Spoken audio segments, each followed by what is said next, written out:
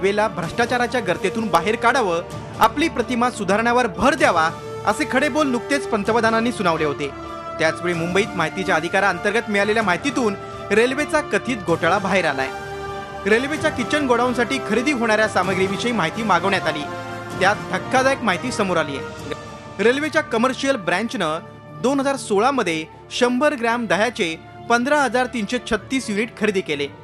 त्यासाठी मोजले तब्बल 1.5 कोटी रुपये, म्हणजेच 100 ग्रॅम दह्याची किंमत झाली 972 रुपये। बाजारात 1 किलोसाठी दह्यासाठी 80 रुपयांचा भाव आहे, म्हणजेच रेल्वेनं 80 ते 100 रुपयांचं दही त्यासाठी तब्बल 9,720 रुपये खर्च केले। आरटीआई में चौंकाने वाली जानकारी ये मिली कि मैंने देखा कि इन्होंने जो अमूल का 100 ग्राम का जो दही खरीदा, 15,000 यूनिट जो खरीदा, उसके लिए इन्होंने 14 करोड़ रुपए खर्चा किया। जब मैंने कैलकुलेट किया तो पता चला कि एक यूनिट 972 रुपये का इन्होंने खरीदा, जबकि मार्केट में इसकी कीमत केवल 9 या 10 रुपये है करके। तो ये मुझे बहुत आश्चर्य लगा। इतरही काही गोष्टींच्या खरेदीमध्ये अशीच धक्कादायक आकडेवारी दिसते, मात्र रेल्वे प्रशासनाला हे मान्य नाही। हे काहीतरी टायपिंग मिस्टेक असल्याचं रेल्वेनं स्पष्टीकरण दिलंय। कवर अप करने की कोशिश है, कोई टाइपिंग मिस्टेक नहीं है।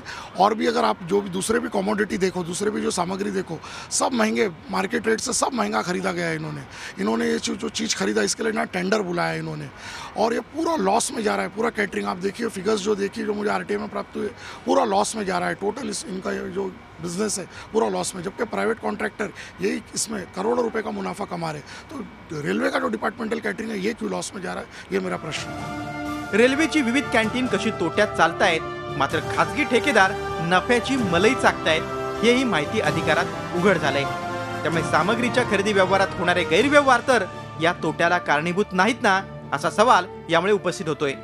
रेल्वे मंत्री सुरेश प्रभू हे क्लीन इमेजचे मंत्री म्हणून ओळखले जातात, त्यामुळे रेल्वेत असा काही भ्रष्टाचार सुरू असल्यास तो रेल्वे मंत्री मोडून काढणार का, हा प्रश्न निर्माण होतो।